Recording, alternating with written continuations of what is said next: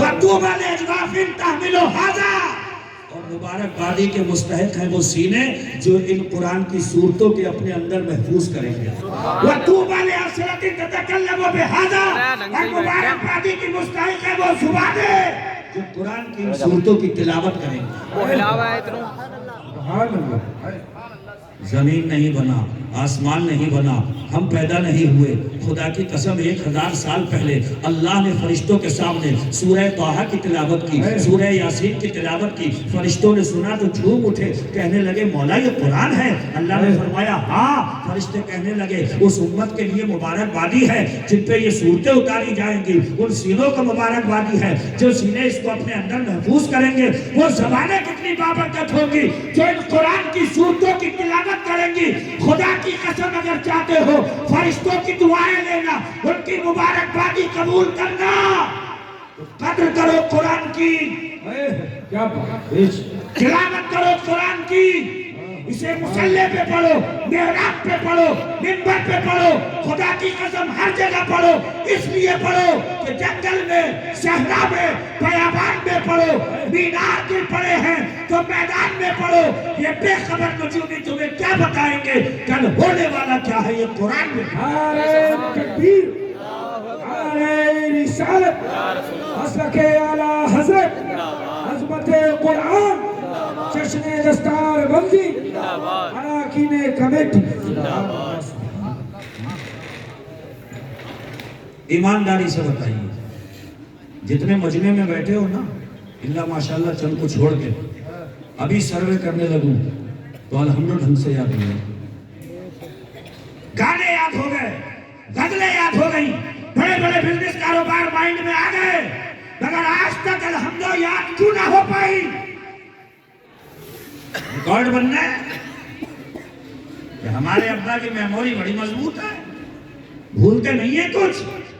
پوچھو ابا دنیا سے جانے کا وقت آ گیا، الحمد شریف بھی یاد کریں گے کہ نہیں کریں گے؟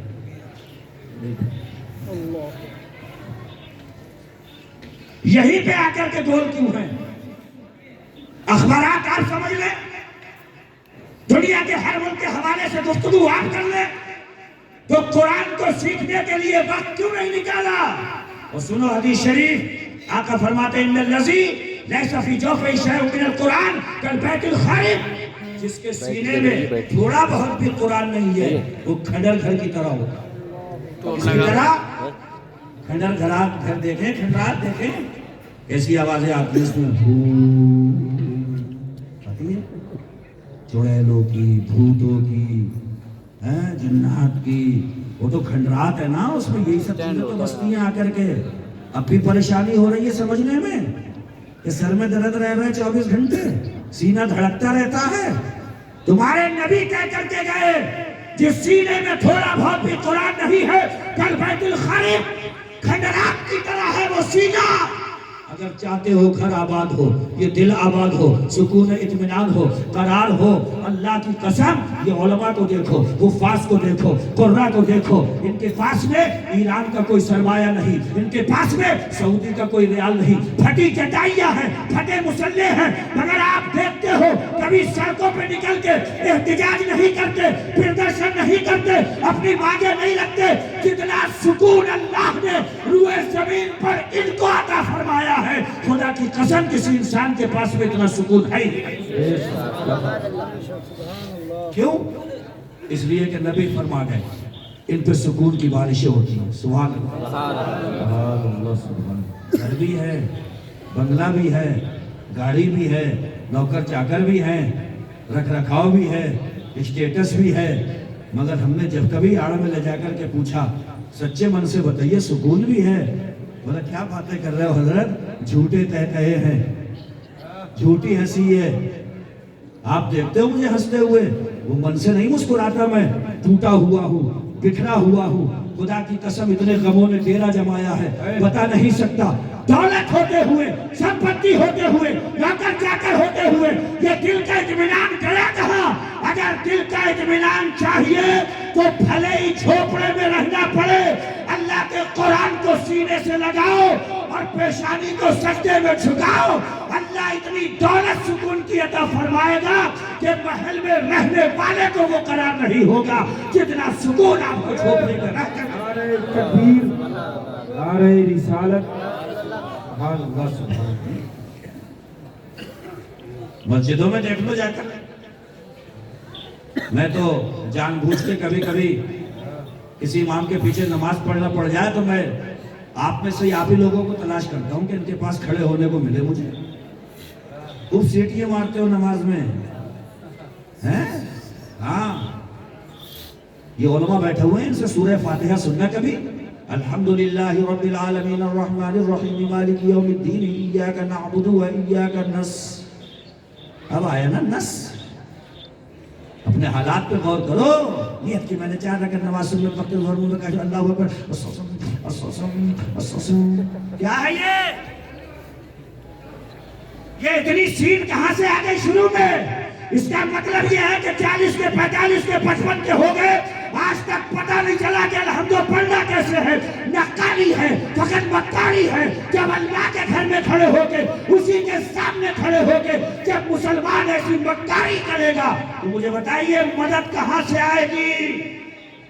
صحیح بات ہے، حق۔ مجھے بتائیے کہ حالات سدھریں گے کیسے؟ قدم آپ کو بڑھانا ہوگا، رحمت اس کی تھامنے کے لیے تیار ہے۔ سبحان اللہ۔ ایک رسم ہے، ایک لکیر ہے جسے ایک زمانے سے پیٹتے چلے آ رہے ہیں۔ اگر یہ دستار بندی کا جلسہ کرا رہے ہو تو یہ عہد لے کر کے اٹھنا کہ انشاءاللہ تعالی ہم حافظ قرآن کے پاس میں جا کر، اپنے امام صاحب کے پاس میں جا کر، ارے یار بڑی معمولی سی بات بتاؤں، کسی جاہل سے جاہل آدمی کا بھی موبائل اگر بینک سے کنیکٹ کر دو نا اور دن میں ہلکی سے ہو جائے تو لیے پھرے گا پورے گاؤں میں، لگ رہا جی اس میں پیسے آ گئے، جب میسج آیا کوئی نہ کوئی، جانتا کچھ نہیں ہے، نہ ABCD جانے نہ FFC جانے، لیکن اتنا پتا چلا کہ میسج آیا ہے، طرف گیا، بے قرار ہو گیا کہ میں جو پڑھنا جانتا ہوں مجھے بتا دو کہ بینک میں پیسے آ گئے۔ ایک بینک کے میسج پہ دوڑنے والا بندہ 40-50 سال کی عمر میں یہ کیوں نہیں سمجھ پاتا؟ عرش کی بلندیوں سے آیا، سید الملائکہ لے کر کے آئے، مصطفیٰ کے قلب پہ اترا، پہاڑوں پہ اتار دیا جاتا تو ریزہ ریزہ ہو جاتا۔ کبھی تو اس قرآن کو کھول کے میں پتہ لگاؤں اس میں میسج کیا ہے، اس میں پیغام کیا ہے میرے لیے، اس میں لکھا کیا ہے میرے لیے۔ آج تک ہم مسلمانوں کو یہ خبر نہیں ہو پائی۔ ایک مسجد کا ڈپارٹ، ایک مدرسے کا ڈپارٹ اور ایک عوام کا الگ ڈپارٹ ہے اپنے۔ مسجد میں امام رکھ دیا، مدرسے میں پڑھانے والا رکھ دیا، اور باقی اپنا جو کام ہے وہ ہمیں کرنا ہے۔ بھیا قرآن میں کہاں لکھا ہوا ہے اقیم الصلاۃ کے ڈھنگ سے نماز امام صاحب ہی پڑھے، مقتدی نہ پڑھے؟ قرآن میں کہاں لکھا ہوا ہے وَآتُوا الزَّکَاۃَ، زکات دو مولوی صاحب ہی دیں اور جو قوم کے اندر مالدار ہیں وہ نہ دیں؟ کہاں لکھا ہوا ہے؟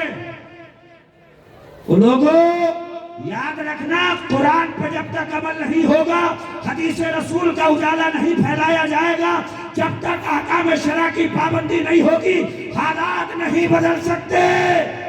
اگر چاہتے ہو فکر کا دھارا صحیح سمت کی طرف بڑھے، اگر چاہتے ہو کہ ہماری فکر کا قبلہ درست ہو جائے تو آئیے مسجدوں میں اور پوچھئے نظام زندگی کیا ہے، طریقے بندگی کیا ہے، سر جھکانے کا طریقہ کیا ہے، جینے کا طریقہ کیا ہے، مرنے کا طریقہ کیا ہے، حضرت ہم دنیا میں آئے کیوں ہیں، ہمیں یہ بتائیے کہ اللہ نے ہمیں پیدا کیوں کیا ہے۔ ہر ایک کا جواب خدا کی قسم قرآن میں موجود ہے۔ مگر کامیابی کا جو تصور ذہن میں بٹھاؤ گے وہی بیٹھے گا۔ آپ نے تصور بٹھالا، گاڑی ہو کامیاب، مکان ہو جائے کامیاب، تھوڑی گڈیاں آ جائیں کامیاب، اب چل پڑے اس کے لیے محنت کرنا، نہ جائز نہ جائز، نہ حلال نہ حرام، محنت کرنا ہے، لگے رہنا ہے، گاڑی لینا ہے، مکان لینا ہے، دکان لینا ہے، یہ سب کچھ کرنا ہے۔ کسی نے ایک تصور بٹھا لیا کہ بھائی صاحب کامیابی کی علامت یہ ہے کہ حکومت میں تھوڑی بہت حصہ داری ہو جائے۔ اب لگ گیا، اشتہار لگے ہیں، بینر لگے ہوئے ہیں، نیتا جی آ رہے ہیں، فلاں جی آ رہے ہیں۔ کامیابی کا تصور وہی ذہن میں رکھو جو اللہ نے قرآن میں دے دیا۔ یہ ساری چیزیں کامیابی کی علامت نہیں ہے۔ خدا کی قسم، جس کی زندگی مصطفیٰ کے عشق کے سائے میں گزر جائے، جہنم سے بچا کر اسے جنت میں پہنچا دیا جائے وہ دنیا میں بھی کامیاب ہے آخرت میں بھی کامیاب ہے۔ سبحان اللہ سبحان اللہ کے اعلیٰ حضرت سبحان اللہ سبحان اللہ۔ اور خدا کے لیے یہ 18 19 سال 17 15 سال کا جو مال ہے مٹیریل ہے اس پہ گہری نظر رکھو کہ بگڑ نہ جائے۔ یہ قوم کا فیوچر ہے مستقبل ہے یہ راستے سے نہ ہٹے۔ تقریریں سنتے ہو کہ عربی میں غوث اعظم کے ابا نے بیٹھے ہوئے سیب کھا لیا پھر کہاں گئے ایک سیب کے پیچھے اور اپنی بستی سے گنے کی ٹرالی گزر جائے تو بھائی محمد تو بھی کھیچ نہیں محمد تو بھی کھیچ۔ بتاؤ اپنے بچوں کو غوث اعظم کے باپ نے اگر سیب اٹھانے کے بعد میں معافی تلافی کری تھی تو اس لیے کہ سیب پیٹ میں جائے گا غذا بنے گا اس کا خون اولاد میں رنگ دکھائے گا۔ اپنے بچوں سے کہو بیٹے مونگ پھلی کے ٹھیلے پہ جب تک خرید نہ لو ایک مونگ پھلی اٹھا کے مت کھایا کرو۔ اولاد جب اس تربیت کے تحت پروان چڑھتی ہے تو خدا کی قسم ان کی فکر میں ان کی نظر میں اسلام بھی پروان چڑھتا ہے اسلامی فکر بھی پروان چڑھتا ہے۔ سبحان اللہ سبحان اللہ۔ قرآن سکھاؤ انہیں تاکہ کل کو مرو تو دنیا یہ نہ کہے کوئی نامراد جا رہا ہے چار کاندھوں پہ لٹک کے